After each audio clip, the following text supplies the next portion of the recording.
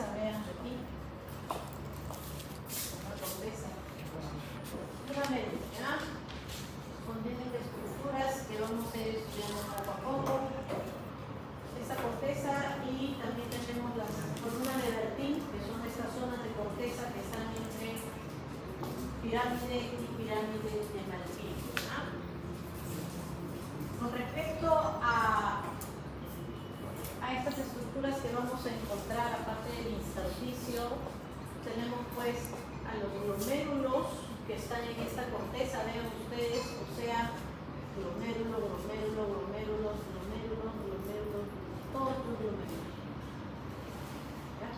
Entre 800.000 a 1 millón de glomérulos por cada riñoncito. Claro que ellos vienen o son de la terminación, ¿no?, de esta división vascular. Bueno, no la terminación, pero la zona final donde se va a realizar el filtrado del plasma, ¿ya? En estos 800.000 a 1 millón se va a realizar este filtrado entre la corteza externa, la corteza yuxtamedular y estas columnas de Bertin entre cada zona que están en las pirámides. Bien, entonces siempre recordar nuestra división desde la arteria renal. Tenemos una circulación arterial que termina siendo venosa y todo este flujo se mantiene gracias a las diferencias de gradiente de presión que va a haber entre el sistema arterial y nuestro sistema venoso. El sistema arterial iniciando desde la división de la arteria renal, de la aorta abdominal, hacia estas arterias, las segmentarias, que terminan formando estas interlobulares, terminan haciendo las arcuatas. Acá no se ven las interlobulares. Las interlobulares que terminan en la arteriola aferente. ¿Ya? Terminan en la arteriola, o sea, tiene capa muscular. Después ya viene este ovillo de endotelio que no tiene ya, ¿no?, que forman esta enredadera que es el glomérulo renal. Luego de ello viene saliendo la arteriola eferente y dependiendo de la nefrona que vamos a estudiar, estas nefronas pueden tener capilares peritubulares. Aquí vemos el glomérulo con su tubulis y alrededor de sus capilares peritubulares, o si es que nos encontramos en nefronas yuxtamedulares, también sus capilares, pero en este caso estos capilares se van a llamar los vasos rectos cuando ya estamos hablando de la médula renal. Entonces, curioso nuestro riñón porque tiene capilares en el glomérulo, pero también tiene capilares peritubulares y capilares rectos, capilares o vasos rectos. Muy bien, entonces acá en esta corteza tenemos las nefronas con sus túbulos y aquí básicamente tenemos vasos rectos con túbulos colectores. Que vamos a estudiar su función de esa pirámide, de esa médula posteriormente en los siguientes capítulos. Muy bien, entonces tenemos un sistema arterial que termina drenando en este sistema venoso, finalmente hacia la vena interlobular, vena arcuata, vena interlobar, segmentaria y renal.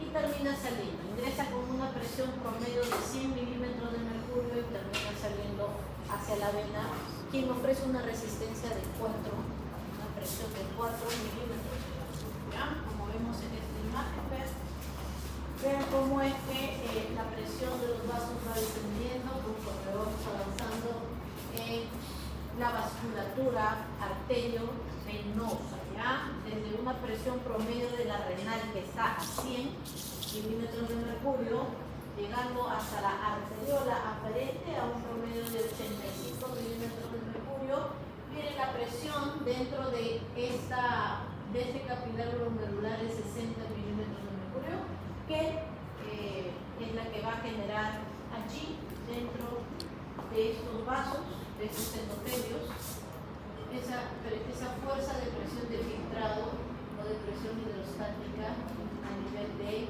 este endotelio, de este capilar glomerular. Ya en esta imagen tienen que aprender a ver que tenemos una arteriola aferente, vean cómo ella está rodeada tenemos que recordar que tenemos un músculo liso. Luego viene toda esta capa, esta como capa de células, ¿no? Que tiene esta forma para que pueda transcurrir por todo el plasma, ¿no? Esto es tridimensional, no es bidimensional, así que lo tienen que imaginar de manera tridimensional, ¿ya?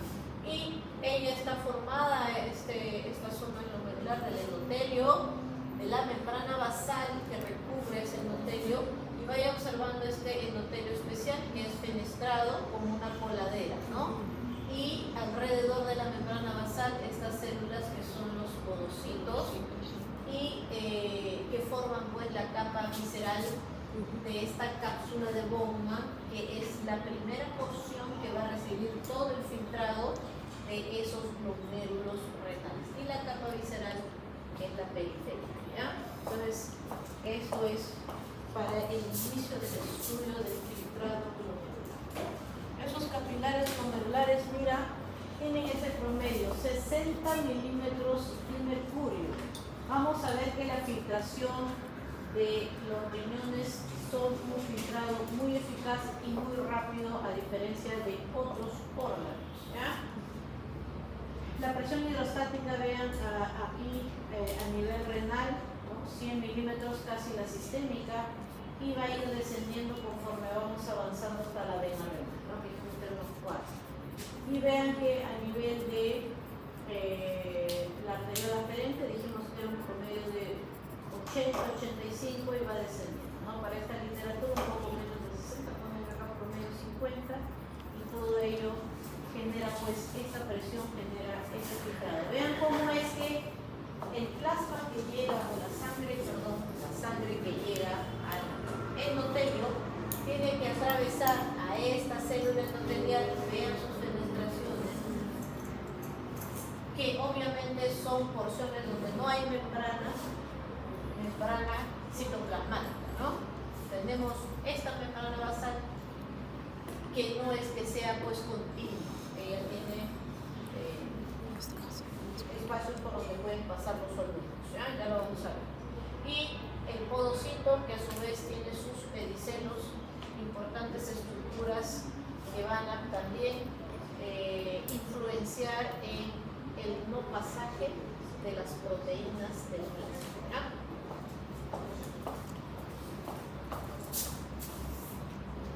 Muy bien. Aquí tenemos entonces, ya hemos estudiado que tenemos el líquido se filtra desde los capilares glomerulares hacia la cápsula de Bowman, y vamos a estudiar en esta clase que tanto la arteriola aferente como la arteriola eferente son las que controlan esa fuerza, una de esas fuerzas de Starling, que es la presión. Si yo dilato la arteriola aferente, llega más líquido, por lo tanto aumento la presión de filtrado, o sea, aumento la presión hidrostática, ¿no? Si es que yo aumentara la arteriola, si yo genero vasodilatación o disminuyo la resistencia al flujo en la arteriola aferente, aumento la presión hidrostática, ¿ya? Y también la arteriola aferente, ¿no? Si es que ella generara, por ejemplo, vasoconstricción, yo haría que haya más resistencia a la salida, y aumentaría la presión hidrostática en ese glomérulo, en ese espacio capilar glomerular, ¿ya? Entonces, la presión hidrostática está comandada en estos capilares glomerulares o estas arteriolas, entre su juego entre vasodilatación, vasoconstricción, ¿no? Con vasoconstricción no llegaría mucho líquido, mucho filtrado de esa zona. Y eso va a alterar pues la infiltración glomerular y también la reabsorción a través de los túbulos renales. Ya vamos a ver. Muy bien, la nefrona pues está conformada por el glomérulo y por los túbulos, ¿ya? Bueno, el glomérulo, la cápsula de Bowman, el túbulo contorneado proximal, que acá se ve de color, ¿qué color es esto? No sé, esmeralda, ¿no? Y luego viene en la asa de Henle, conformada por su rama descendente, su rama descendente gruesa, delgada, ascendente delgada y ascendente gruesa, y luego el túbulo contorneado distal. Luego tenemos al túbulo conector, que está entre el distal y el túbulo conector, ¿ya? Entonces, esta es la nefrona es la unidad funcional.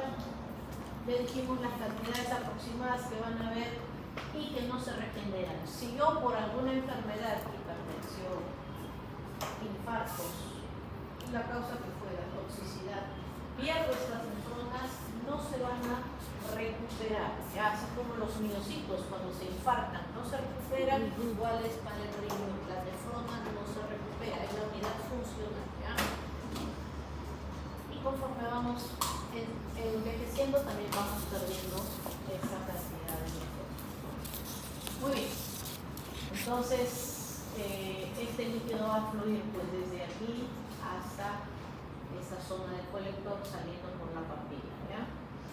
Muy bien, tenemos las paredes de la rama descendente, tenemos la rama ascendente gruesa. Y vean, este túbulo contorneo proximal está aquí en la corteza. ¿Ya? El túbulo contorneo proximal está aquí en la corteza renal y el túbulo contorneo distal también termina ocupando la corteza renal. En tanto que el asa de Henle va a ocupar la médula renal, ya sea en poca porción o en mucha porción, dependiendo del tipo de nefrona que vamos a tener. Vamos a ver.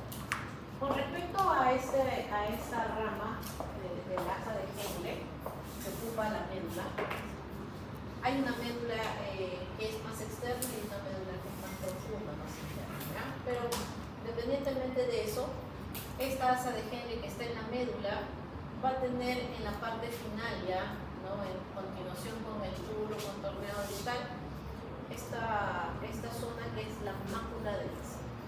Esta zona de la mácula densa que a su vez está en continuación o en proximidad con las células glomerulares y que ya vamos a ver más adelante cómo tienen esta capacidad de sensar la cantidad de sodio y agua que va llegando, que ya recorrió toda esta zona, túbulo contorneado proximal, asa de Henle, y cuando va llegando a esta zona va a sensar, a ver, ¿me está llegando muy poca agua, muy poco sodio? ¿O me está llegando mucha agua y mucho sodio, mucho flujo? Entonces lo sensa para dar una respuesta retroactiva hacia la arteriola anterior.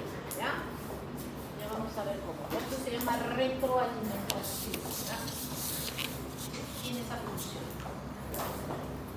Más allá de la mácula densa, ¿no? Hay el túbulo distal, ¿ya? Y se dispone, ya dijimos también, en la corteza renal. Tenemos que, luego vamos a tener los túbulos colectores, ¿no? Pero estos túbulos colectores van a formarse, ¿no? De 8 a 10 conductos colectores corticales se unen para formar un solo túbulo colector. Entonces se unen y eso termina formando ese túbulo colector final que tiene una porción cortical y una porción medular, siendo estas porciones medulares importantes para el posterior estudio de la concentración de la orina. En cada riñón, dice, tenemos 250 conductos colectores y estos conductos colectores, estos 250 que hay en el riñón derecho,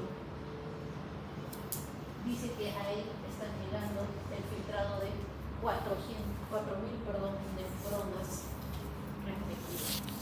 Tenemos dos tipos de nefronas, de esas 4.000 que drenan cada colector. Son superficiales, ya vean, estas superficiales están más cercanas a la corteza externa y ellas van a tener capilares peritubulares y luego se conectan con un sistema venoso que va a ir, como ya vimos, hasta las venas interlobulares, las venas arcuatas, y así segmentarias, renales, etc. ¿Ya?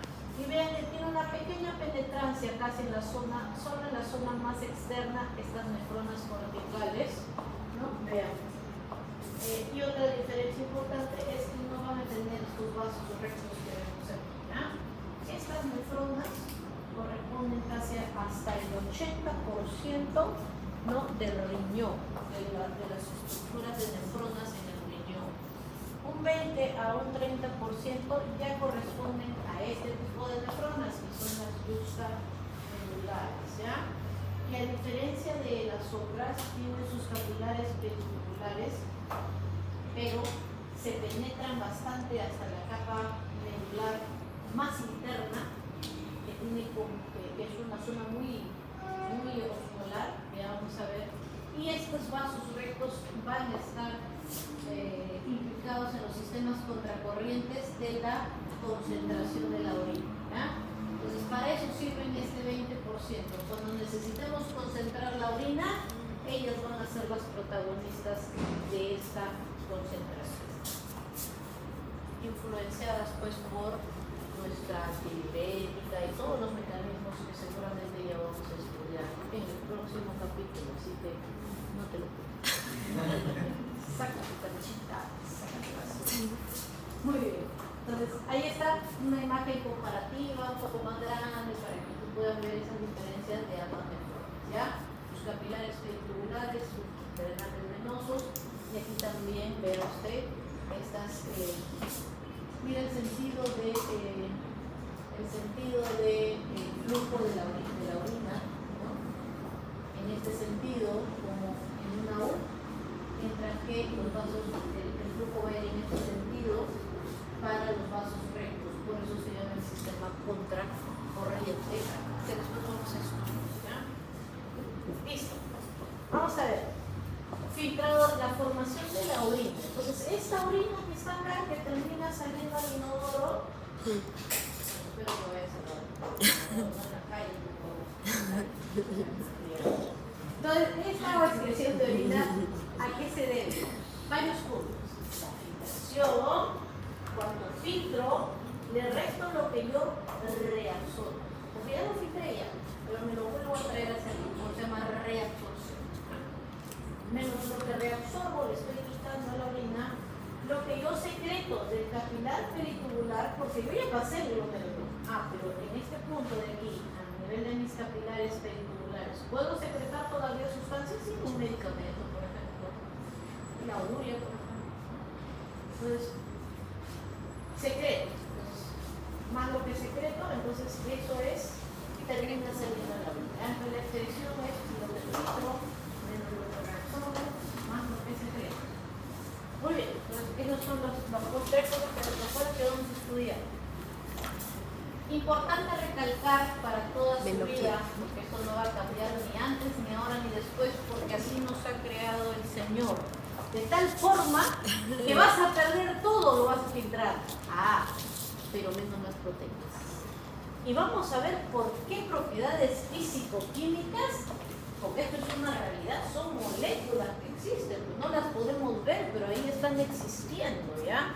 Entonces, ¿qué propiedades físico-químicas hacen que estas proteínas, no es porque yo lo digo o porque así nos da la gana de imaginarlo, no, es que es un hecho físico real que no va a permitir, gracias a que han creado esa membrana basal, gracias a que se han creado esos podocitos, ¿no? Que esas proteínas no van a pasar, ¿ya? Entonces, todo se filtra. Y las proteínas se filtran con nada o casi nada, ¿ya? Puede haber un pequeño filtrado por ahí, ¿ya? Sí, una de esas situaciones es la carga negativa y el tamaño de la molecular, proteína, ¿ya? Entonces, si algo es muy grande y no puede pasar por una puerta, entonces es un hecho físico real, pues no puede pasar, pero es muy grande. Y lo otro es las cargas negativas que se van a repeler, que forman parte de ese capilar glomerular, ¿ya? Así nos han creado. Muy bien, veamos la filtración. Entonces, ¿qué sustancias podemos ver, ¿no? ¿Cómo ellas se mueven en este proceso de filtración? Por ejemplo, la creatinina. La creatinina es una sustancia que se filtra libremente. Si yo produzco 10 creatininas, 10 voy a filtrar. Si yo produzco 100, 100. Si produzco una. O sea, se filtra libremente. No voy a reabsorber nada de la creatinina, es un producto de desecho del músculo. Ni tampoco voy a terminar secretando. Todo lo que le llegue, todo lo voy a filtrar y así tal cual se va a ir en la orina. Normalmente el valor de creatinina siempre es de 1, 1.1 hasta 1.2. El varón siempre excreta un poquito más de creatinina que la mujer. Y ese es el que utilizamos para ver cómo está el filtrado glomerular y la depuración con la depuración de creatinina, ¿ya? Si el paciente tiene creatinina de 2, 3, 4, estamos hablando de un paciente que tiene insuficiencia renal, ¿ya? Bueno, eso es con respecto a una sustancia que se filtre libremente. Hay otras que se filtran y se reabsorben. Ese es otro escenario de otras sustancias, de otra molécula. Por ejemplo, el sodio. Yo filtro todo el sodio a través de, porque el sodio es una sustancia hidrosoluble, se va a filtrar a través de los orificios de esos fenestraciones que tiene ese endotelio, ¿no? Sí. Va a pasar y se filtra. Pero, ojo, casi todo se reabsorbe. Aproximadamente, según algunas literaturas, hasta el 99.6% del sodio se vuelve a reabsorber por su mol importante efectivo en la sangre, ¿no? Si no haríamos hiponatremia, pues. Y ya saben las consecuencias de la hiponatremia, ya lo hemos estudiado. Entonces, un poquito nada más se pierde. Sí se pierde. Sí perdemos menos del 1% de la orina es excretada, es lo normal en los estudios de laboratorio de la orina, ¿ya? Eso es un ejemplo de sustancia filtrada y reabsorbida, ¿ya? Por eso ahí dice reabsorción parcial. Muy bien, ¿qué más? Filtración, ahí. Esta, por ejemplo, ¿qué sustancias? Otros tipos de sustancias que están en el plasma. Hay otras que se filtran y se reabsorben todas. No debo perder nada. Y si pierdo, estoy enfermo, ¿no? ¿Qué cosa? Los aminoácidos. Oye, yo no debo perder triptófano, alanina, isoleucina, metionina y todos los aminoácidos que conoces. No debo perder, no. ¿Qué más? El azúcar, pues. Porque sin azúcar no hay ATP, no hay glicólisis, pues para la producción de ATP, ¿ya? Entonces, son sustancias importantes, ¿no? Entonces, acá en esta zona, hijo, tú no tienes una idea del aparato de proteínas transportadoras. Todo lo que has estudiado lo vas a poner a prueba ahora después cuando estudiemos al túbulo contorneo proximal. Transporte activo, pasivo, secundario, primario, cotransporte, contratransporte. Todo lo que ya has estudiado lo vas a poner en práctica acá. Pinocitosis, todo lo que hemos estudiado. ¿Por qué? Porque todo tiene que resolverse aquí. Ya sea parcialmente o totalmente. Necesito bombas, necesito ATP, necesito transporte secundario, ¿ya? Entonces, el azúcar y los aminoácidos no se tienen que perder, así que hay muchas bombas de transporte que nos van a ayudar a que eso sea así, ¿ya? Tanto para las proteínas como para el azúcar. Muy bien, seguimos. Hay otras sustancias como por ejemplo el ácido úrico y las bases, que yo las filtro, muy bien, pero más allá en el recorrido en alguna porción de mi nefrona necesito secretarla, ¿ya? Secretarla, ¿ya? Entonces, cuando digamos reabsorción es el tubuli capilar, y cuando diga secreción es el capilar. Y cuando diga excreción es tubuli al baño. Para que no te pierdas. Lo bueno, ya si quieres al arbolito. Lo importante es que es excreción, ya se va afuera de tu cuerpo. Muy bien. Entonces, eso tiene un ejemplo el ácido úrico. Las bases, ¿no? Por ejemplo, imagínate que estás muy alcalino, ¿no? Te acabas de tomar 100 bolsitas de ¿cómo se llama? De sal de ácido, por ejemplo. Entonces, en ese momento, aparte de lo que tú vas a filtrar, por allá vas a secretarlo, ¿ya? Vas a secretar. Entonces, eso es otro ejemplo para el equilibrio ácido-base. Ya sé. Muy bien. Y la excreción. ¿Qué terminamos excretando en nuestra orina? Un poquito de sodio, chiquito. Hidrogeniones también, protones de hidrógeno. Urea, creatinina, ácido úrico, uratos. Dice acá, se reabsorben mal y por ello se excretan en grandes cantidades. Claro que no son las únicas sustancias que excretamos en la orina. Muy bien. Ciertas sustancias dicen como fármacos se reabsorben mal, pero además se secretan desde la sangre hacia el cuerpo. ¿Qué se reabsorbe? Acá ven, está la doctora Constanzo te dice, mira, tú filtras 25.200 miliequivalentes en 24 horas y terminas, eso es lo que filtras, ¿no? Y lo que miden en la orina, 100 miliequivalentes en 24 horas. O sea, juntan tu orina 24 horas y miden, y solamente has excretado 100 miliequivalentes. Restas y todo el resto se ha reabsorbido. O sea, casi todo lo que has filtrado, todo lo has vuelto a reabsorber. El sodio, por ejemplo. Muy bien, ciertas sustancias nutritivas, ya hemos visto aminoácidos y glucosa, se reabsorben completamente y no aparecen en la orina. Filtrado glomerular es el primer lugar de formación de la orina es en la cápsula de Bowman a través de la filtración de los capilares glomerulares, de esos 800.000 a 1.000.000 de glomerulitos, ¿ya? Glomerulitos. Muy bien.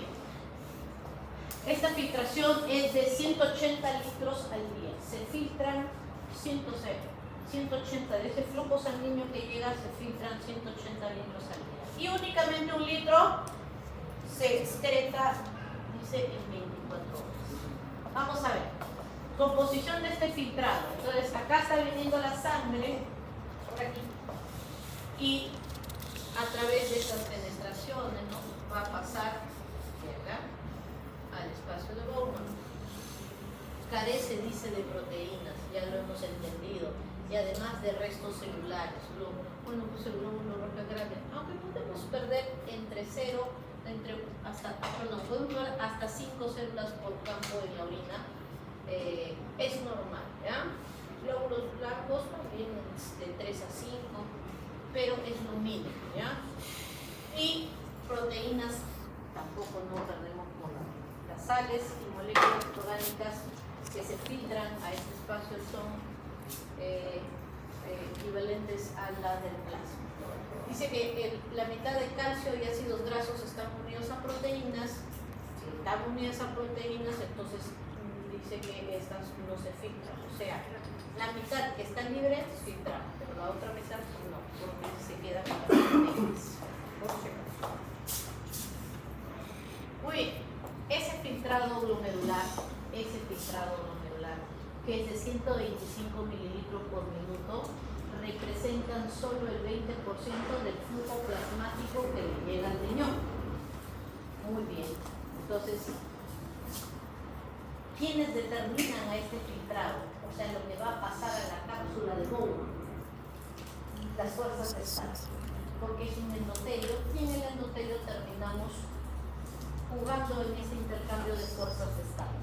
Y además también el coeficiente de filtración, el cual a su vez está determinado por qué tan permeable está ese glomérulo y cuántos glomérulos tengo, el área de superficie de filtrado capilar. Si tengo muerte de 10.000 glomérulos, mi coeficiente está disminuyendo. Si es que tengo una alteración de mi membrana de filtración, voy a alterar la producción de orina. ¿Ya? Muy bien, el filtrado, ve aquí, Gayton lo menciona, filtrado glomerular es de 125 mililitros por minuto, que ya habíamos dicho que era, si lo convertimos a litros y días, 180 litros por día, o lo equivalente a 125 mililitros por minuto, que viene a representar, si hablamos en fracción de filtración, 3.2 o 20% del flujo plasmático, que es de 625. Entonces, de estos 625 se filtran 125. Miren, se reabsorben 124 mililitros. ¿Ya? Y se terminan excretando 1 mililitro por minuto. Si lo hablamos en minutos. Y eso va a ir colectándose pues en la vejiga, ¿no? Ya, cuando ya está bien distendida, ya sentimos el deseo de miccionar. Muy bien, membrana capilar glomerular. Vamos a ver cómo es esta membrana capilar. Ese endotelio no está solo como endotelio. Así como en el cerebro tenemos la barrera hematoencefálica, que sería una analogía a esto, donde el capilar está rodeado de una membrana y a su vez de un astrocito. Acá no hay astrocitos. Aquí hay podocitos. Y el cerebro y el riñón son órganos bien especiales, ¿ya? Entonces nuestro endotelio capilar, ya dijimos que es fenestrado. A ver, al Romero le voy a poner huequitos para que pase lo hidrosoluble, ¿no? Y el oxígeno que van a aspirar de las plantas es lipo, el que pase el oxígeno, vida.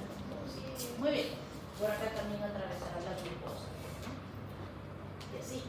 Y otra cosa importante, seguramente, como es físico, dijo, las voy a hacer de un tamaño tan chiquito. Para que no entre que las no pase proteínas. la albúmina, que no pase el fuego, porque yo no quiero que, porque físicamente la albúmina genera presión Coleidosmática. Dios es físico, es químico, es todo, hijo, todo. Curaba a los leprosos, no sé. No le puedes poner. Bueno, digamos, endotelio capilar, ahí está. Membrana basal, ahí está, membrana basal. Ya vamos a ver de qué está conformada. Y los podocitos, ¿ya? Con sus pedicelios. Entonces, eso forma la membrana capilar de nuestro glomerulus. Muy bien, ahí está, vea usted la capa más interna, nuestro endotelio, ¿no? Una imagen ahí tridimensional como un colador. También podemos ver la membrana basal, que no es así pues toda homogénea, ya esto está formado por proteoglicanos. Y finalmente nuestros podocitos con sus pedicelios. Vamos a ver. Dice que el endotelio, vamos a ver primero el endotelio, ahí está un endotelio, vea usted. El endotelio, ¿no? Acá también, con sus fenestraciones. Y estas agujeritos llamados fenestraciones. Cientos de pequeños agujeros, dice. Las proteínas celulares endoteliales están dotadas de mucha carga negativa. Entonces tenemos que entender que esta célula está conformada, esto es una membrana, ¿no? Porque es una célula, ¿dónde es un núcleo? Acá es un núcleo y todo esto es una membrana. Y en estas zonas de las fenestraciones ahí hay proteínas negativas, dice, y le generan en esas fenestraciones cargas negativas. Ya tú sabes para qué, ¿no es cierto? Para que nuestra albúmina se refrenda. Muy bien, seguimos. Pero dijo, no, falta más. Yo me voy a asegurar, le voy a poner acá colágeno y proteoglicanos. Ahí va, ya está. ¿Por qué? Porque estos también son cargas negativas, ¿no? Entonces, así, estas pequeñas estructuras que están ahí unas con otras, para evitar que pase, ¿no? Oye, el sodio es un punto al lado de eso, ¿ya? No pasa nada, el sodio pasa nomás por la con las concentraciones. El agua, ni qué hablar, la molécula de H2O es minúscula. Muy bien, podocitos, ahí están los podocitos, ve esta imagen bidimensional donde te muestran a los podocitos en el rubio de patología. Y también estos podocitos que tienen sus pedicelos están anclados pues a la superficie de acá de la membrana, y esto de aquí van a tener también a su vez cargas negativas. Ya vamos a ver.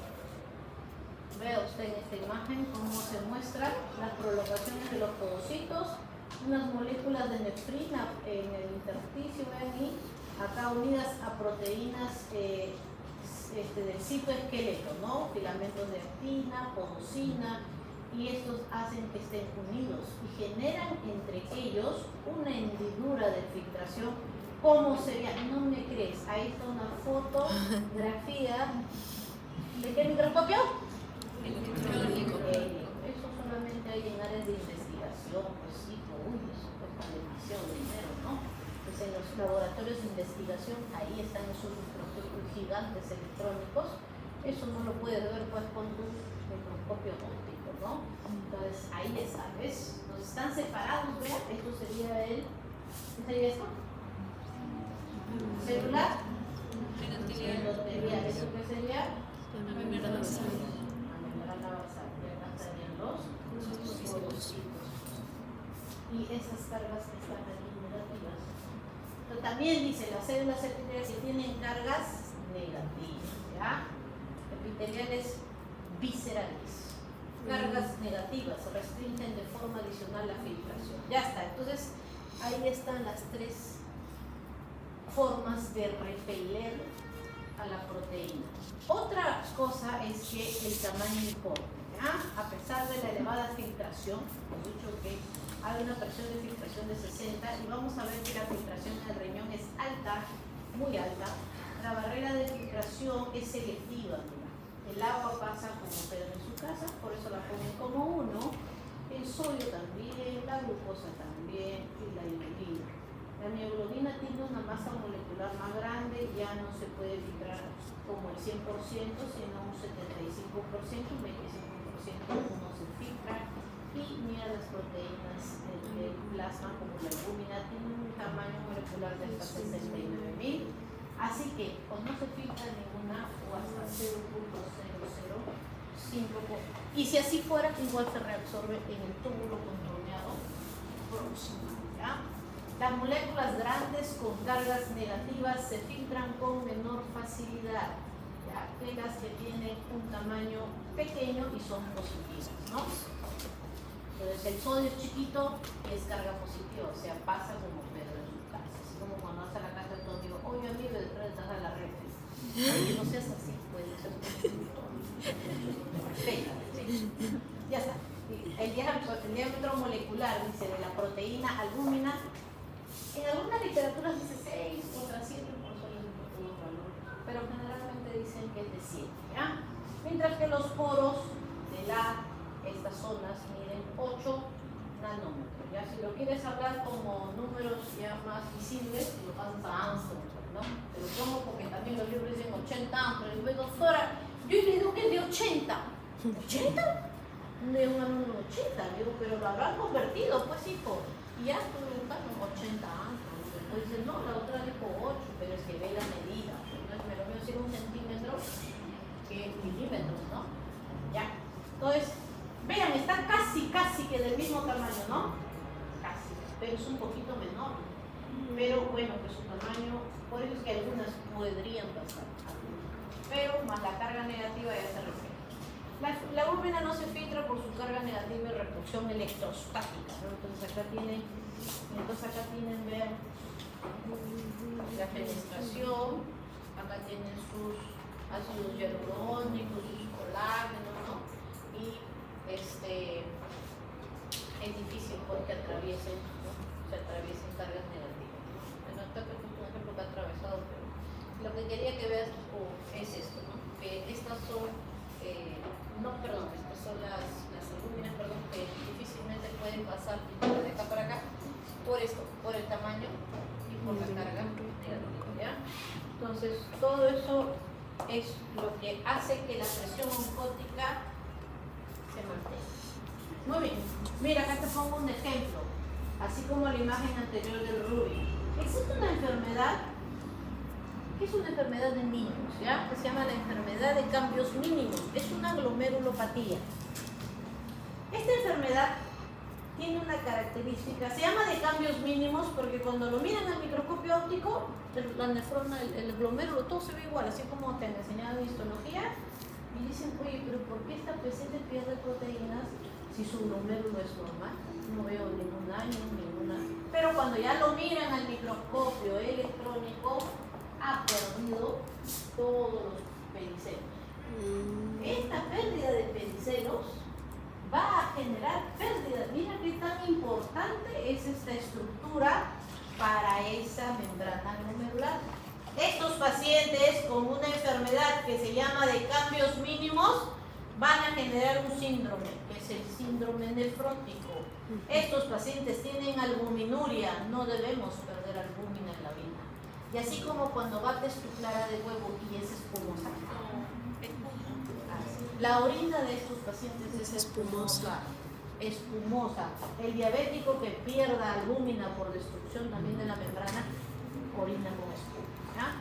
Entonces, como la agua de ácidos, el lavado de ácidos.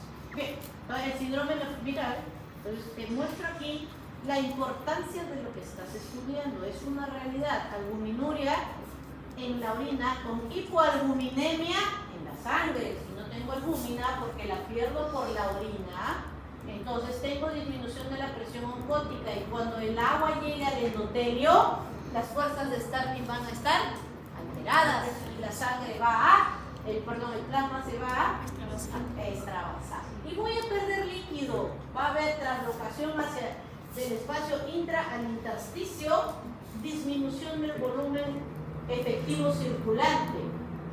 Y eso que va a generar activación de renina, angiotensina, y voy a retener más sodio y más agua, empeorando, ¿no?, este acúmulo de líquido en el espacio intersticial. Se llenan de edema esos niños, llegan por el ojo hinchado. Esa es la enfermedad que seguramente lo vas a ver si eres pediatra o cuando rotes en pediatría. Ya está listo. Lo he visto. No es tan infrecuente, yo lo he visto en el Loaiza, me acuerdo cuando era pregrado, ¿ya? Determinantes del filtrado glomerular. Bien, entonces hemos dicho que son las fuerzas de Starling, hidrostática y coleidosmótica, y el coeficiente, o sea, el KF, ¿ya? Entonces el filtrado glomerular termina siendo determinado por estos factores. Si tengo una buena cantidad de glomérulos, tengo una buena membrana de filtración. Y las presiones hidrostáticas y coleidosmóticas que vamos a estudiar en este momento. Filtrado determinantes, dice. Vamos a ver. Ellos son los determinantes, no son los únicos, porque la anterior, la aferente y la inferente también. Vamos a ver poco a poco todos, ¿ya? En este caso veamos. La presión hidrostática es un determinante. Si yo tengo mucha presión hidrostática, aumento el filtrado. Yo tengo poquita presión hidrostática. La presión hidrostática normal y regular es de 60 milímetros de mercurio. La presión de acá hay agua, pues, porque he filtrado, ¿no? Pues esta agua que está acá es una presión hidrostática. Y esa es la presión hidrostática de la cápsula de Bowman, P a secas. Con una B es la presión hidrostática de la cápsula de Bowman. Y P a secas con una G es la presión hidrostática de este compartimento. Es una fuerza que se opone, pues, al filtrado, ¿no? Por eso es negativa. Y la presión coleidosmótica es una fuerza reabsortiva, o sea, se opone al filtrado, entonces también se resta, es de 32 milímetros de mercurio. Presión coleidosmótica glomerular. ¿Y acá? Entonces se supone que yo no filtro proteínas, no tengo presión coleidosmótica en mi cápsula de Bowman, por eso es 0. Y ahí está. Entonces restamos 60 menos 18 menos 32 y nos da una presión de filtración neta de 10 milímetros de mercurio. Es uno de los determinantes. Entonces todo esto vale 10. Ahí está, ¿ya? Más 10 positivo. Positivo significa que sea filtrado, ¿ya? Entonces, ese es uno de los determinantes. El otro determinante es el KF. Entonces, eso lo van a hallar despejando KF igual a filtrado glomerular, que dijimos que era 125 mililitros por minuto sobre la presión de filtración neta, que es 10, ¿no es cierto? Eso va a dar un valor de 12.5 mililitros por minuto por milímetro de mercurio. Esa es la fuerza que nos está enseñando que esa es la conductividad hidráulica y el área de superficie, sobre el área de superficie de estos glomérulos, ¿ya? Mira, dijimos que era este filtrado, este coeficiente de filtración era muy alto, ¿ya? 400 veces mayor que la mayoría de otros capilares del cuerpo humano, donde esa filtracioncita que pasa pues del endotelio al intersticio, ¿no? Como hemos estudiado en la clase anterior, solamente de 0.01, acá no, y está bien, porque acá tenemos que filtrar todo para botar lo malo y reabsorber lo bueno, ¿ah? Muy bien. Veamos aquí, ¿qué pasa? Otro determinante también es el coeficiente de filtración glomerular. Algunas enfermedades reducen ese coeficiente, mira, algunas enfermedades. Por ejemplo, si tenemos reducción del número de capilares glomerulares, ¿no? Es que reducimos la cantidad de glomérulos, reducimos el área de superficie, porque si no hay glomérulo, no hay pues, endotelio, ¿no? Y si no hay endotelio, no hay filtración. Ya está. Aumentando el espesor de la membrana capilar glomerular, entonces si yo aumento el espesor, por ejemplo, en la presión arterial incontrolada y la diabetes mellitus, se reduce esto. ¿Por qué? Porque aumenta el espesor de la membrana. Se llama glomerulopatías hipertensivas, ¿no? Que generan un engrosamiento de esa membrana y así disminuye esa filtración que tiene que pasar desde el endotelio hasta la cápsula de Bowman. Para los hipertensos y para los diabéticos. Así que ya deja esa Coca-Cola. Determinantes del filtrado. ¿Qué más? Aumento de la presión en la cápsula de Bowman. Si aumenta la presión en la cápsula de Bowman, entonces va a haber más oposición de la sangre acá, que aumentas esta presión. Ya no es 18 ya. Ahora que sea 50. ¿Es 50? Entonces esto de aquí ya no va a ser 10, ¿no? Entonces, si yo tengo un cálculo en el uréter y él sigue filtrando, pero va a ir acumulando. Porque está la piedra en el uréter acá, no le queda nada. La sangre sigue llegando y la orina se sigue filtrando. ¿Qué va a pasar? Aumenta, pues va a llegar un momento en que va a aumentar, ¿no? Entonces, si yo aumento la presión hidrostática en la cápsula de Bowman, voy a disminuir el filtrado. Puede pasar en un cáncer de próstata, en una hiperplasia prostática benigna que no deje que la orina salga, en una vejiga neurogénica donde no hay contracción, se llena de orina, se llena, o en un cáncer. El filtrado va a hacer esto de aquí, va a aumentar aquí la presión dentro de los glomerulos, ¿ya? De la presión hidrostática. Dice que el aumento de la presión coleidosmótica disminuye el filtrado glomerular. Entonces, si es que yo aumento, eso es fácil, ¿no? Si es que yo aumento acá esto, ¿no? 50, por ejemplo, voy a tener una fuerza reabsortiva que impide la filtración y eso va a disminuir mi presión de filtración neta, ¿no? Por eso era la causa que me aumente la presión coleidosmótica en el plasma. Acá en esta imagen del Guyton les enseñan de que esto es la filtración con la presión coleidosmótica normal, ¿ya? Una quinta parte del líquido de los capilares se filtra a la cápsula de Bowman, una quinta parte. Y como se va a filtrar, mira, acá se filtra va a ir filtrándose desde acá hasta la arteriola aferente en el recorrido, porque esa arteriola aferente, capilar glomerular y arteriola aferente. En ese recorrido, mientras va filtra. Ese avance de ese filtra, que es una quinta parte del líquido de los capilares, va a ir disminuyendo el líquido y va a ir aumentando la presión coleidosmótica. Desde 28 inicia la presión coleidosmótica en el extremo aferente y termina siendo de hasta 36 en el extremo eferente, dice Guyton, haciendo un promedio de 32 milímetros de mercurio de presión, ¿ya?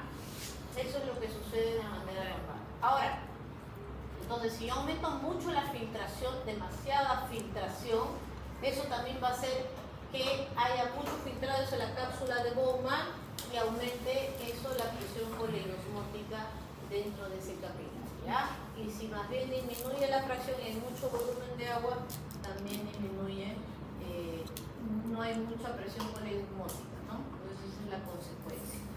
Son parámetros a tomar en cuenta.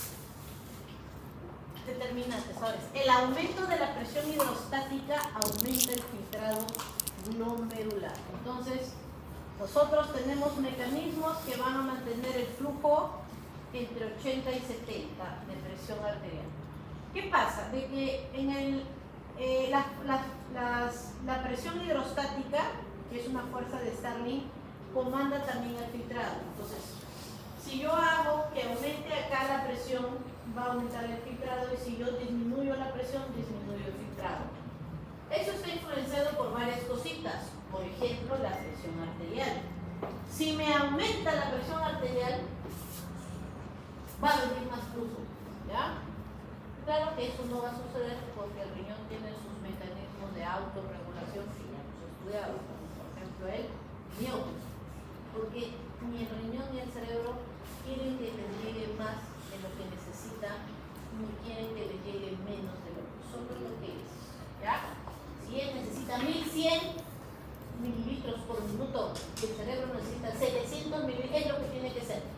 Y van a haber mecanismos que van a ayudar a que eso se mantenga así, por los siglos de los siglos, amén.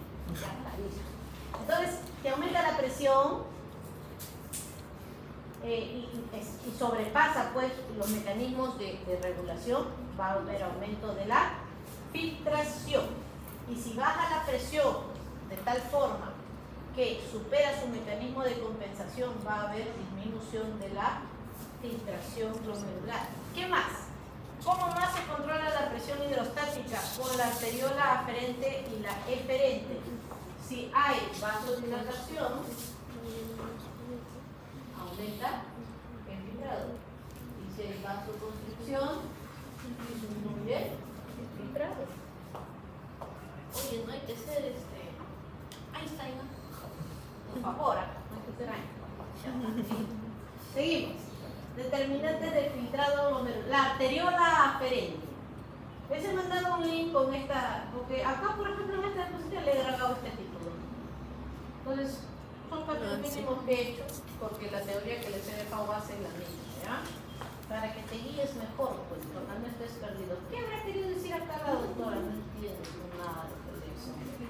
Ya está, arteriola. Entonces, acá el objetivo de esta diapositiva es entender a la arteriola aferente, arteriola aferente. A ver, vamos a ver, dice que si yo aumento la resistencia, mira, ve que está dibujando el gaito. Si aumentas la resistencia, haces vasoconstricción, disminuyes el diámetro del radio, ya como tú lo quieras decir, pues 200 formas de decir lo mismo. Ya, aumento la resistencia o vasoconstricción, disminuye el diámetro del vaso. Ya. Entonces, ya hemos estudiado eso, ¿no? Sí. En las primeras clases, ¿no? Ya está. Entonces disminuye el flujo, las reducciones en la presión hidrostática. Bueno, esto es para acá, ¿ya? Las reducciones de la presión hidrostática disminuyen el filtrado. Oye, ¿qué ha pasado? Las reducciones de la presión. Ah, ya, está bien. Perdón, está bien. Entonces, si yo aumento la resistencia, disminuyo la presión hidrostática. Y si disminuye la presión hidrostática glomerular, tienes que hablar con nombre y apellido, porque la presión hidrostática puede estar acá, puede estar acá. Si yo aumento la presión hidrostática en Bowman, disminuye él. Si yo aumento la presión hidrostática en el glomérulo, aumenta el filtrado. Por eso es nombre y apellido, ¿ya? Muy bien, entonces eso sucede, ¿ya? Y lo contrario, pues, ¿no? Por ejemplo, eso es si es que yo aumento la resistencia o hago vasoconstricción. Y ocurre lo contrario, si yo lo dilato, disminuyo la resistencia, aumento el diámetro, llega más flujo y aumenta el filtrado, que es esta imagen que está acá, ¿no? Entonces, si yo hago vasodilatación, disminuyo la resistencia y acá, ¿cómo disminuye el flujo? No, acá aumenta, ¿ya? Es que no lo he cambiado de acá. ¿Cómo es? Hay más flujo, aumenta la presión hidrostática y aumenta el filtrado glomerular. Muy bien, acá tienen una imagen que les muestra ese comportamiento. Acá tenemos filtración glomerular. Miren cómo el filtrado tiene, hemos dicho que el filtrado normal es un promedio de 125 mililitros por minuto, y conforme aumentemos la resistencia arteriolar como 1, como 2, mira, si tú lo subes hasta 3, ya dijimos que la presión en la arteriola aferente era de 80 más o menos, 85, ¿no? Pero si tú aumentas esa resistencia como 2, 3 veces, ya, mira, la filtración glomerular puede llegar a 0, mira, hasta 3 veces ya no filtras nada, ¿ya? ¿No? Y eso va disminuyendo también el flujo sanguíneo renal, ¿ya? Mira cómo va disminuyendo o va descendiendo conforme vamos aumentando la resistencia, y el flujo sanguíneo en 1100 mililitros, esto es lo normal, 1100 promedio, y puede ir descendiendo conforme aumenta la resistencia. Muy bien, ahora la arteriola eferente, nos vamos aquí, al otro lado del recorrido de nuestro capilar, hasta la arteriola ya, del otro lado. Dice que tiene una conducta bimodal, es ambivalente, es bipolar. Vamos a ver por qué. Dice que si tú le aumentas la resistencia como 2 veces, tú lo que vas a generar es que esta constricción o este aumento de la resistencia va a generar un aumento de la presión hidrostática. Está cerrando en el caño, la agua se acumula acá y eso genera aumento de la presión hidrostática y aumento del filtrado glomerular. Pero si tú aumentas esta resistencia un incremento mayor de 3 veces, lo que vas a generar es disminución del filtrado. Mira, ¿por qué? Porque vas a generar en esta porción un mayor aumento de la presión coleidosmótica que supera el incremento de la presión hidrostática capilar, y eso va a generar más reabsorción o menos filtrado glomerular, ¿ya? Eso se ve aquí. Entonces, de este modo, la constricción ya no es así lineal hacia abajo, sino que tienen un momento primero a ascender, mientras más vasoconstricción eferente vas aumentando, ¿no? Esto es lo normal, ¿no? De 100 a 125. Y si tú aumentas, mira, de 2, 2,5, vas a ir aumentando ese filtrado glomerular. Pero si superas ya los 3, va a haber una reducción. Y también con ello el flujo sanguíneo renal, ¿ya? Entonces, eso es el efecto bimodal de la arteriola eferente. Dice factores que pueden reducir el filtrado glomerular. Mira lo que dice acá. Si tú disminuyes la buena conductancia del coeficiente de filtración, porque disminuyes los glomérulos o engrosas a la membrana del glomérulo, entonces eso disminuye el filtrado glomerular, ¿ya? Ejemplos: glomerulopatías membranosas existen, ya lo van a estudiar, glomerulopatías membranosas, autoinmunitarias, diabetes mellitus y la hipertensión. Si aumentamos la PV, la presión hidrostática en la cápsula de Bowman, ¿no? un cálculo, una vejiga neurogénica, disminuye el filtrado. Si aumentamos la presión coleidosmótica del capilar glomerular, también disminuimos. Dice aumento de proteínas plasmáticas. Hay enfermedades que te generan aumento de proteínas plasmáticas severamente, ¿ya? Y así, ¿no? Entonces, ¿qué más? Dice acá, disminución de la presión arterial. Si disminuye la AP, esta es la AP, presión arterial sistémica. Si disminuye la presión arterial sistémica, disminuye la presión hidrostática de la cápsula, del capilar glomerular, ¿no? Eso genera disminución del filtrado, ¿ya? Y así, mira, si aumentas la resistencia de la arteriola aferente, menos presión hidrostática glomerular, ¿ya? Y también, todo eso ya lo hemos explicado, ahí está en este cuadro para que lo puedan repasar. Veamos, eso es con respecto al filtrado, 125 mililitros por minuto. Flujo sanguíneo renal equivale al 22% del gasto cardíaco. Y el Guyton otra vez aquí en esta parte se sorprende, dice, ¿cómo es posible que este órgano que no, ni el 1% del peso corporal total, dice 0.4%, pueda tener tanto flujo de sangre, 1 litro 100, ¿no? Entonces, equivale al 22% de todo, solamente, ¿no? Después del hígado, ¿no? El hígado. Entonces, Es un órgano pequeño, pesa muy poquito, pero mira todo el flujo de sangre que le va a llegar. Muy bien. Entonces, para eso el riñón necesita sistemas precisos de regulación para controlar los volúmenes de líquido del cuerpo y las concentraciones de soluto, ¿no? De sodio, de glucosa, etc. Otra cosa importante es el flujo sanguíneo renal y el consumo de oxígeno. Consume normalmente el doble de oxígeno que el cerebro, mira.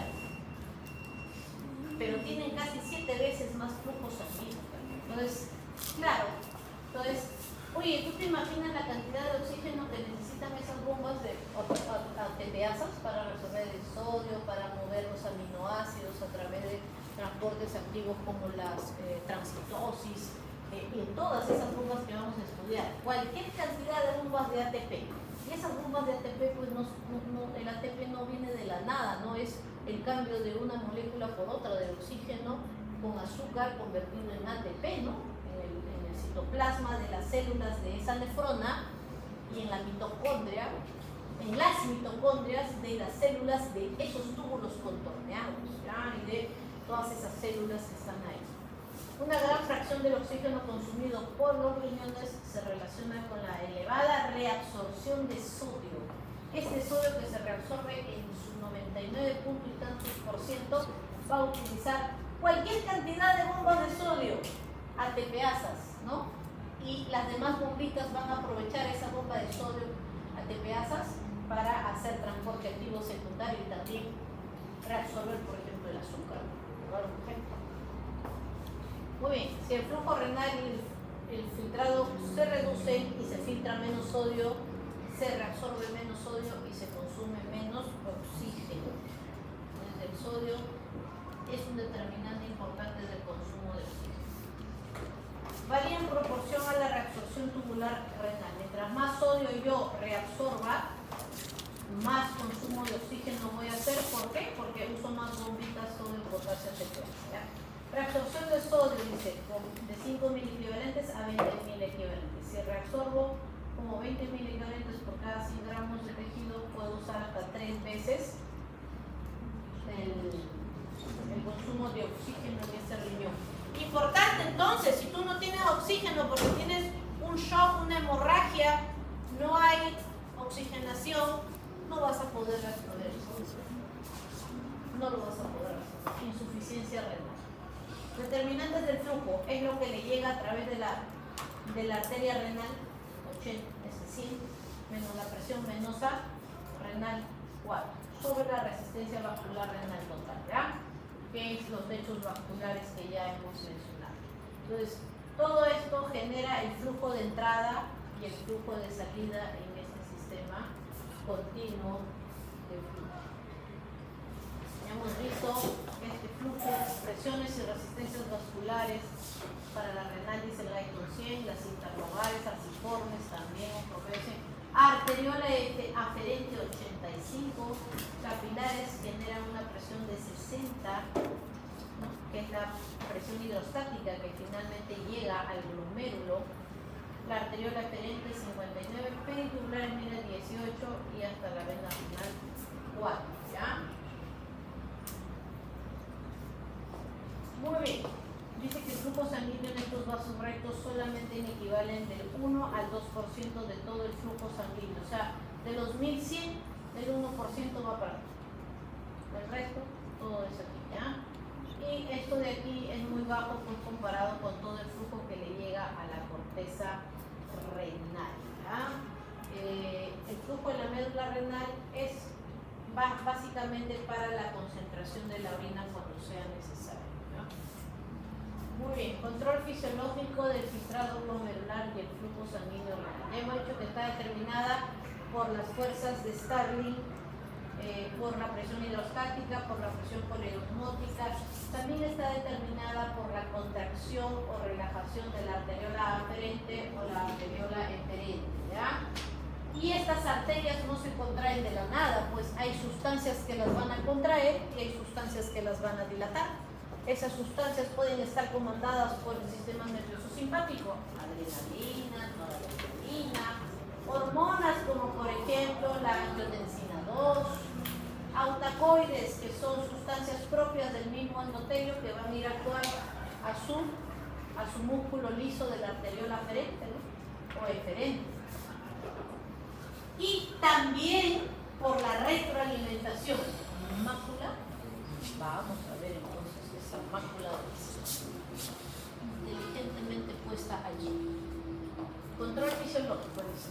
En una persona en reposo, ¿quién mantiene las vías superiores de la tonicidad de todas nuestras arteriolas? Las mantiene el sistema nervioso simpático. Ya está, esto ya lo sabemos. Iguales en el riñón, ahí no cambia.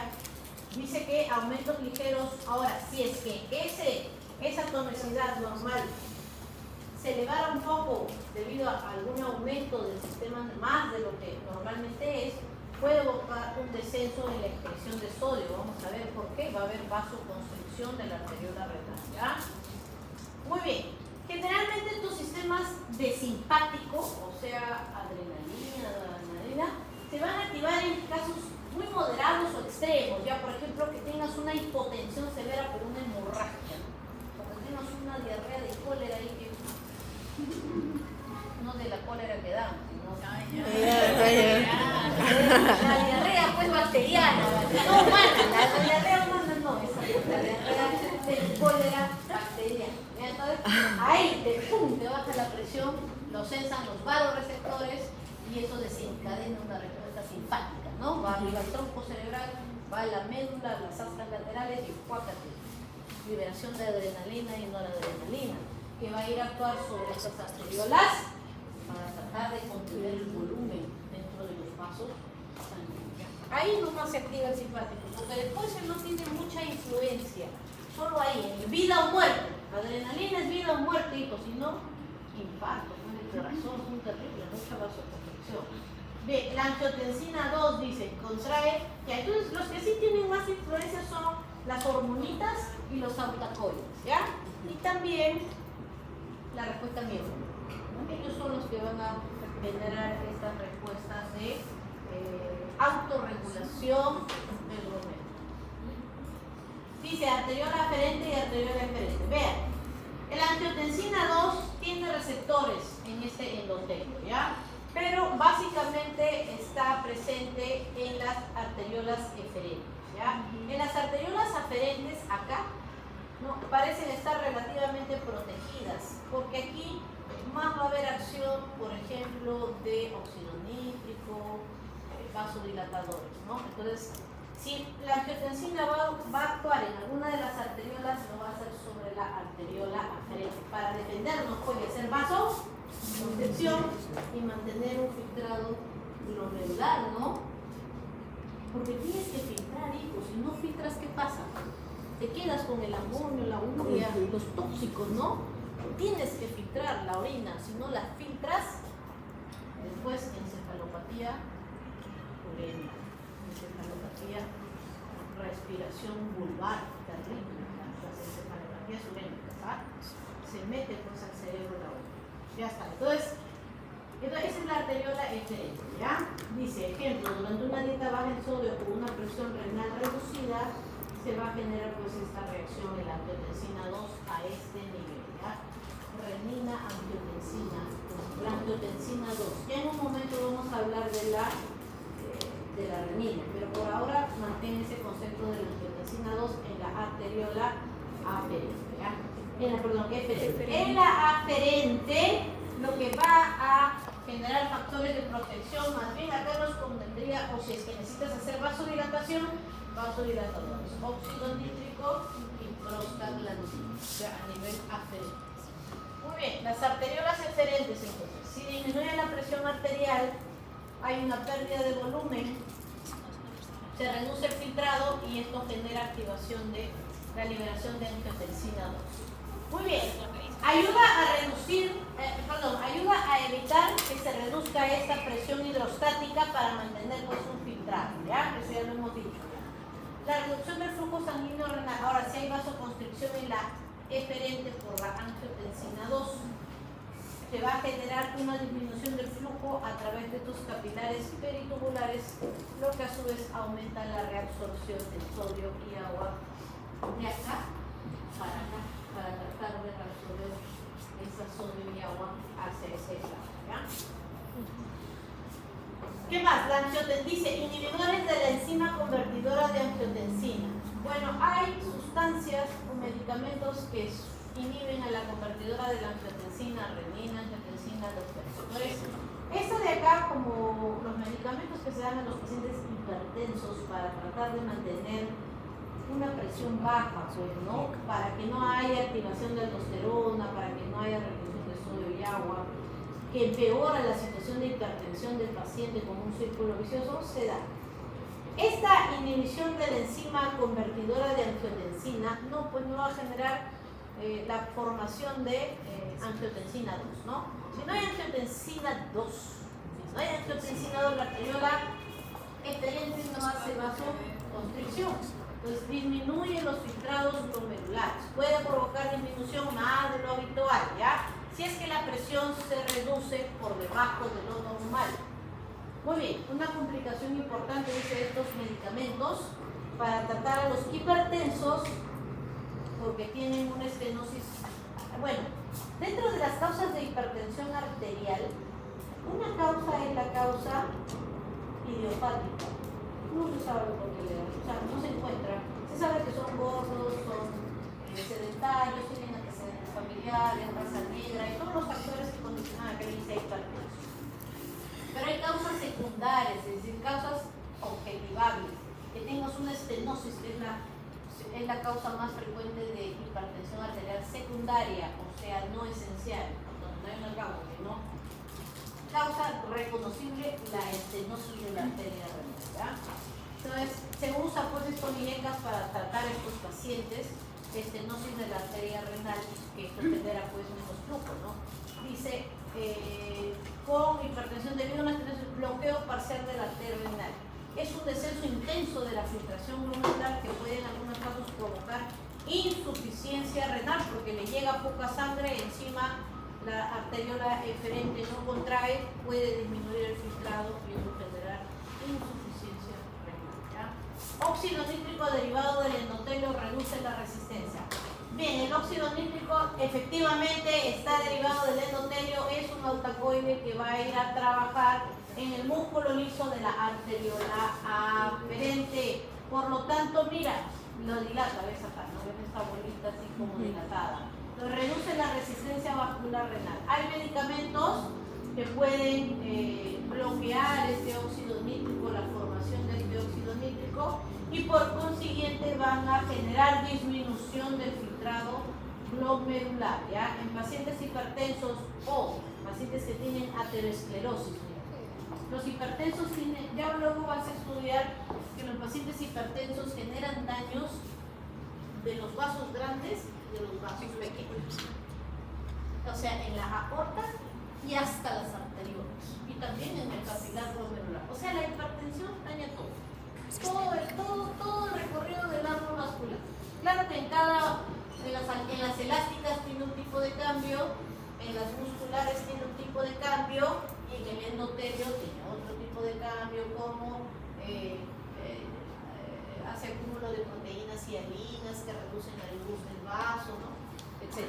A nivel de las arteriolas aferentes genera hipertrofia del músculo liso y eso reduce pues el pase ahí en la sangre. Eso genera también que disminuya la producción de óxido nítrico y todo eso genera los hipertensos, ¿ya? Porque generan, puede ser que los hipertensos generan arterioloesclerosis, se llama, arterioloesclerosis, porque generan hipertrofia del músculo liso.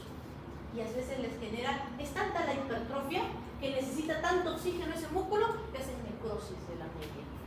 Así se llama, necrosis de la médula. Bueno, o la arteriosclerosis, o sea, sedentario, gordo, o lleno de grasa, ¿no? Entonces, tanto los hipertensos como la arterioesclerosis, artero de placa ateromatosa, de grasa. La arteriosclerosis van a dañar al endotelio. Entonces el endotelio ya no puede producir bien su óxido nítrico, ¿ya? Entonces eso es otra forma.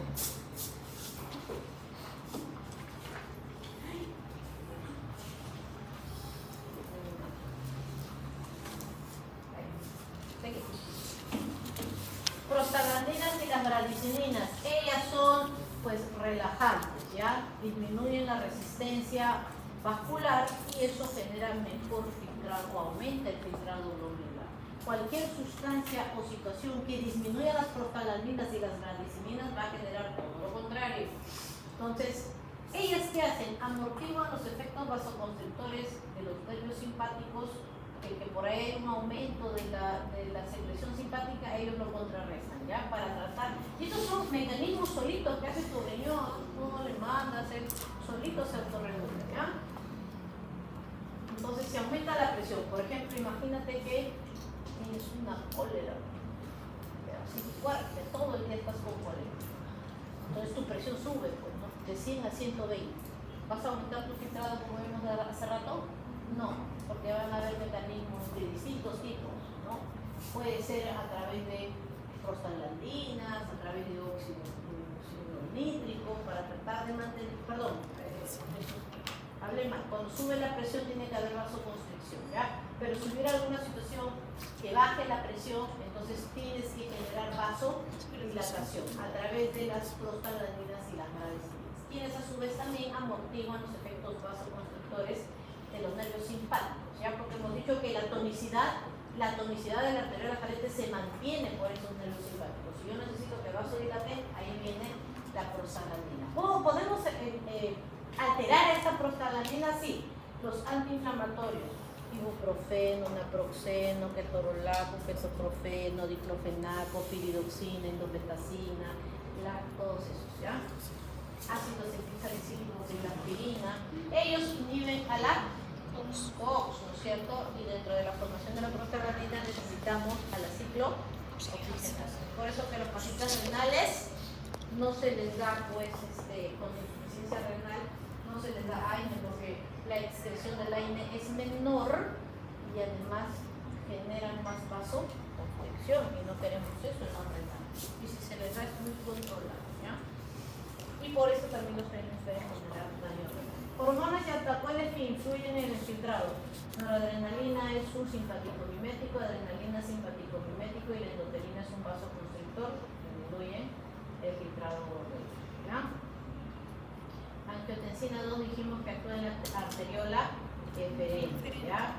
Puede generar que se mantenga el filtrado por la vasoconstricción, pero si ya es demasiada el efecto, va a aumentar la presión por el osmotil y disminuir el filtrado. El óxido nítrico vasodilatador de las prostaglandinas vasodilatadoras, por ende genera vasoconstrictores, vasoconstrictores y vasodilatadores, ¿ya? Simpáticos, angiotensina 2, pero ellos a nivel de la arteriola aferente, endotelina y prostaglandinas E y óxido nítrico gradiciminas. Listo. Autorregulación del flujo sanguíneo. Bueno, al igual que el cerebro, pues el riñoncito tiene sus mecanismos de autorregulación intrínsecos que hacen que el filtrado se mantenga, ¿cuánto? 125 mililitros por minuto o un flujo sanguíneo de 1100 litros por minuto, ¿ya? Gracias a esos mecanismos, ¿ya? Muy bien. Dice que esto va a hacer que los riñones estén perfundidos independientemente de lo que esté pasando afuera. Si afuera hay un caos, él trata de, si tienes mucho volumen, trata de que no llegue. Si hay muy poco volumen, también trata de que se mantenga el volumen dentro del sangre. Miren, ahí tienes 1100, 22%. Mira, dice acá entre, por ejemplo, una reducción de la presión de hasta tan solo 70-75 mililitros o un incremento de 160-180, cambia habitualmente el filtrado menos del 10%, ya entre 75 a 160 y 180. Entonces, vean, acá en esta imagen les muestran, ¿no? Por ejemplo, unos 70-75 mililitros y hasta unos 150, miren, casi nada de el cambio del flujo sanguíneo renal y el filtrado glomerular. Pero si yo paso por debajo de estos valores, ya genera una hipotensión tan severa que el riñón no lo puede controlar y el flujo sanguíneo va a empezar a descender, ¿ya? Y si el que yo supero también los 170 probablemente, vamos a empezar a elevar poco a poco ese flujo sanguíneo, ¿no? Donde va a haber más filtrado glomerular, más filtrado glomerular. Muy bien, entonces esto es lo que normalmente se debe de mantener: 125, 180 litros al día o 1100 mililitros de flujo sanguíneo renal. Flujo sanguíneo renal. Imagínate, pues, si yo filtrara más, orinaría más, me quedaría sin volumen, ¿no? Sin volumen, todo sería por la orina. Mira, el filtrado glomerular es de 180 litros al día y se reabsorben 178.5 litros. Normalmente tenemos en 24 horas un promedio de entre 1.5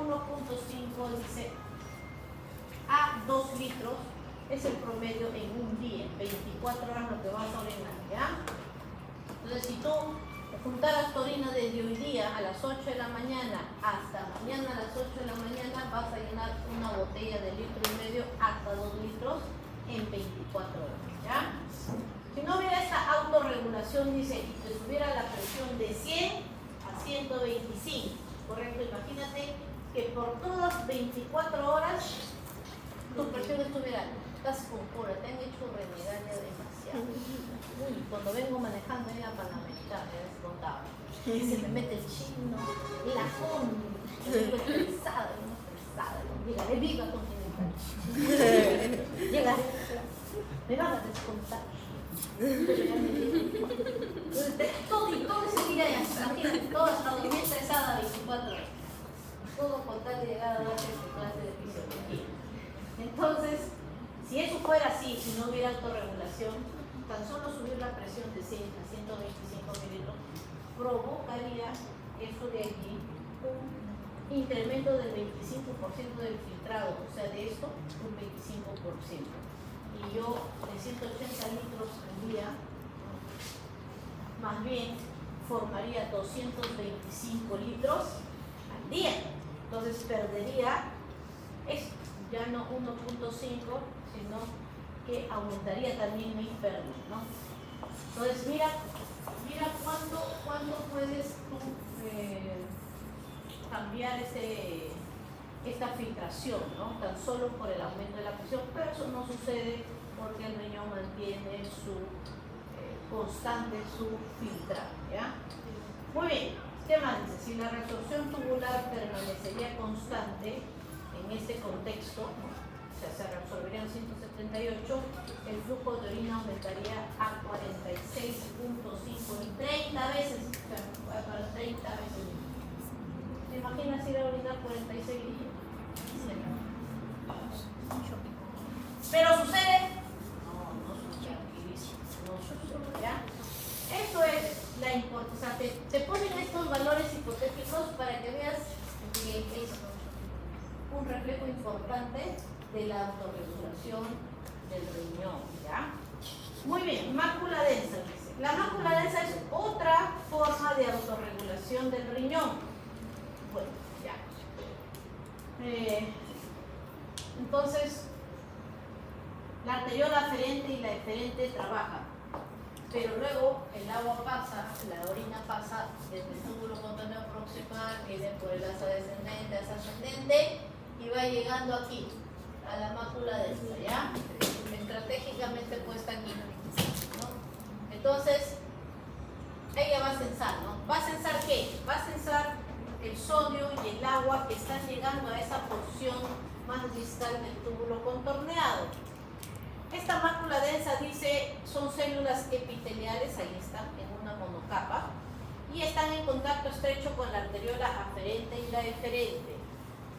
Dice que ellas aquí adentro tienen su aparato de Golgi, y ese aparato de Golgi, que son con sus sacos aplanados y sus vesículas que le están brotando, ¿no?, a los costados, allí adentro tienen, dice, unos órganos secretores intracelulares dirigidos hacia las arteriolas, dice, hacia acá, mira, ve, la arteriola aferente.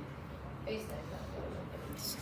Dice que allí bota sus granulitos secretores hacia la arteriola, lo que indica que estas células pueden estar secretando sustancias hacia ellas, ¿ya? Entonces, cuando miran al microscopio electrónico, así lo ven. Eso es uno, ¿no? Mácula densa. Complejo yuxtaglomerular. ¿Qué cosa es el complejo yuxtaglomerular? Son las células de la mácula densa, esto, en la porción inicial del túbulo iristal, más las células yuxtaglomerulares en las yuxtaglomerulares, ¿ya?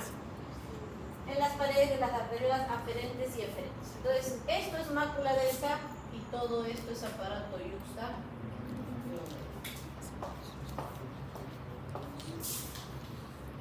Vamos a ver. Mecanismo dice retroalimentación túbulo-glomerular.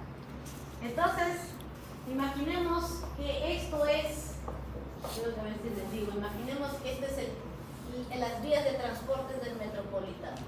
Estación Naranjal, La Tupa, Caquetá, Loaiza, y no sé qué más, Barranco. Ya está. Imagínate que acá normalmente tienen que viajar y llegar aquí 100 personas. Pero ese día no llegan 100, llegan 1000. Entonces, ya pasaron, se reabsorbió, pasó lo que tenía que pasar. Vamos a poner 2000. Y se tenían que resolver 1990 personas. Ah, pero no se resolvieron. Se resolvieron solamente 1000. Y 1000 ha pasado. Y llegan hasta aquí. Cuando acá deberían llegar solo 100. Pero llegaron 1000. ¿Quién se va a dar cuenta? Oye, ¿qué está pasando acá? Estratégicamente ya tú sabes quién no es. Y si eres ateo ya no sé a quién es. Pero ahí lo puse. El que tú creas quién es. Ahí lo puse. Acá en la estación de Caquetá voy a filtrar. ¿Cuánto lleva? ¿Para qué? Oye, papacito, ¿qué está pasando acá? ¿Por qué tú me estás dejando pasar tanta gente? Ah, muy bien. Eso es la mácula, por eso es retro. Desde aquí está dando la información hacia la arteriola aferente, ya que es esta, pero la arteriola aferente. Entonces, inteligentemente bien puesta ahí la mácula densa, ¿ya? Aumenta el flujo, si aumenta el flujo sanguíneo renal, aumenta la tasa de filtración, también puede aumentar, debe reabsorberse todo, pero si eso no sucediera. Entonces, 2, hay aumento de liberación de soluto al aparato detectado por la mácula densa. Se detecta eso y eso hace que la arteriola aferente se cierre. Vasoconstricción. No se sabe, dice que hay un gran célula de Golgi que tiene unos grandes receptores. Eso es lo que se presume, ¿ya? Entonces, eso sucede, ¿ya? Así sucede, porque sucede. Y eso termina generando una disminución del flujo sanguíneo y menos tasa de filtración. Un mecanismo de retroalimentación arteriolar aferente. Dice, actuando juntos, tanto para la arteriola aferente y la arteriola efferente. Vamos a ver ahora esto. Otra, vámonos al otro lado de la moneda. Entonces, dice que llega poquito. No sé, tienes una diarrea, estás perdiendo sodio y agua, comiste su pan ahí de la señora de la esquina. Uy, ¿y cómo lo veo chino ahí esos chiquillos? Sí, ya están con su helicobacter, ya. Están condenados, ya. Un pan con... Tenga, deme pan con queso. Pan con palpita y con su mano cuchillo. Con un poquito de smoke. Qué horror. Prepárate, pues hijo, levántate a las 5 de la mañana, prepárate tu comida. Ya, y de pasita mamita, mi magnesol, todo para que me entre fisiología. Magnesol, mamita, no me regales mi PlayStation, regálame mi magnesol. Ya, Todas las cosas mañanas. que sirvan, pues hijo, no estés escribiendo tonterías, ¿ya? Ya está, listo. Entonces, hasta para pedir tiene que ser inteligente, pues. Regálame libros, mi iPad, último modelo para hacer tridimensional mis imágenes. Estoy pidiendo por ahí ropa. Sí, eso, por favor. Después ya, cuando ya seas dermatólogo, cirujano plástico, ya, te vas de viaje, gastas tu plata por las cosas. Si quieres. Ya está, ya. Regresamos al resumen. Regresa de Dubái, regresa. Vas a caer, el cono norte. No. Ya está. Disminución del flujo, dice. Oye, imagínate que te dan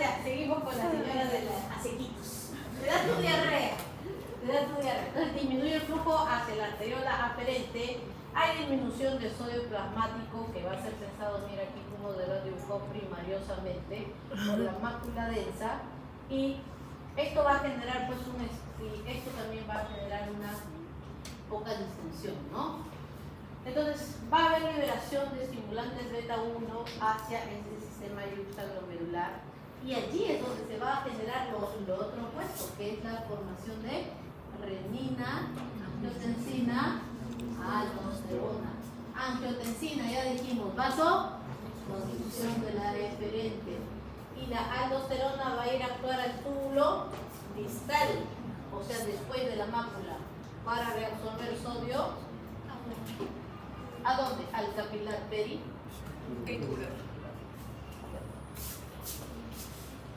Listo. Ejemplo. Disminuye la presión. Disminuye la presión hidrostática glomerular. Disminuye el filtrado glomerular. Disminuye el sodio y el cloro en la mácula densa. Esto va a generar esa respuesta que hemos mencionado. Aumento de la renina, aumento de la renina, la angiotensina, la aldosterona. Pero, y esta va a ir a toda la anterior. Mira, la aldosterona, reabsorción, también va, y esto va a terminar generando, resistencia de la arteriola eferente, y eso genera también más reabsorción proximal de sodio. ¿Qué más?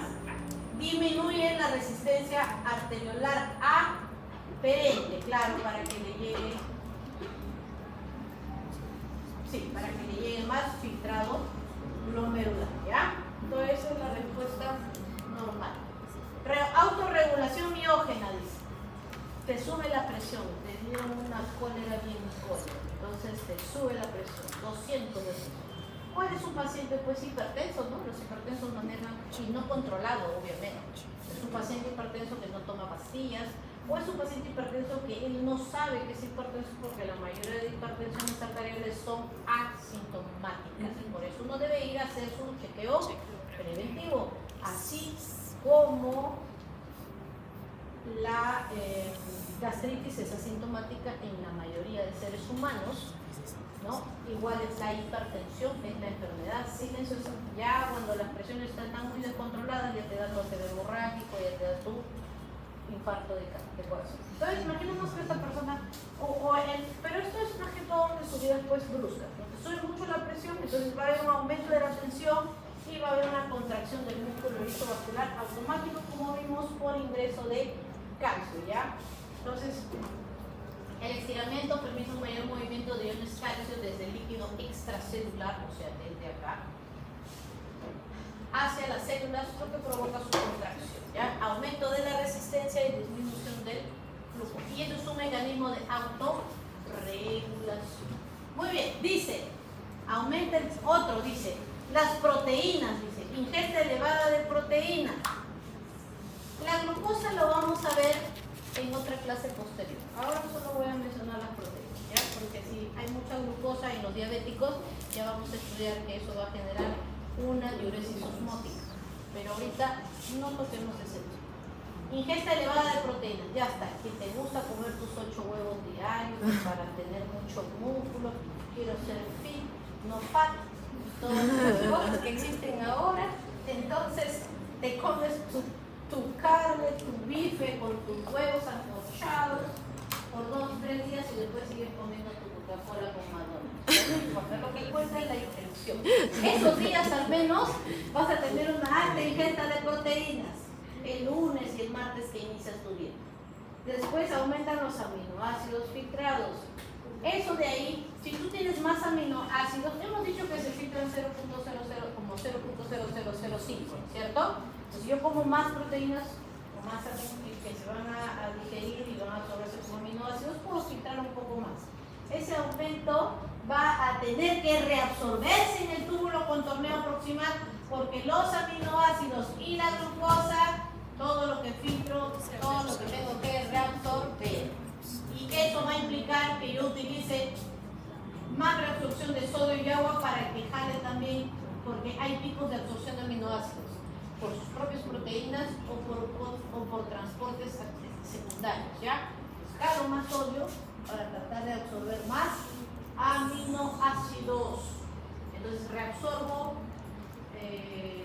del túbulo contorneado proximal reabsorba más sodio y agua al peritubular para jalar esos aminoácidos. Entonces, ¿eso qué hace? Disminuye la concentración que va a llegar al final a la mácula densa. Y eso va a activar, pues, ¿no? Le va a decir a la arteriola aferente que se haga vasoconstricción. Perdón, si llega menos, le va a decir que se dilate, ¿no? Disminuye la resistencia, aumenta el filtrado. Y luego ese aumento de filtrado también va a generar una retroalimentación negativa para el mismo, ¿no? Entonces aumenta el flujo sanguíneo renal y la filtración. O sea, si yo como muchas proteínas, esto es lo que va a suceder, ¿ya? Todas las preguntas vienen en ronda a eso, pues, ¿no? Si tengo mucha proteína, poca proteína, aumenta el flujo, disminuye el flujo. Y esas cosas de juego de palabras está ahí este cuadro. Practica, pues, si podías en tu casa. Le dije a un pero ahí, tápalo ahí con un papelito. ¿Qué va a pasar? ¿Sube o baja? Si le atinas 10 de 10, ya estás bien. Pero si le atinas menos 10 de 10, todos los ciclos hay fisiología. No.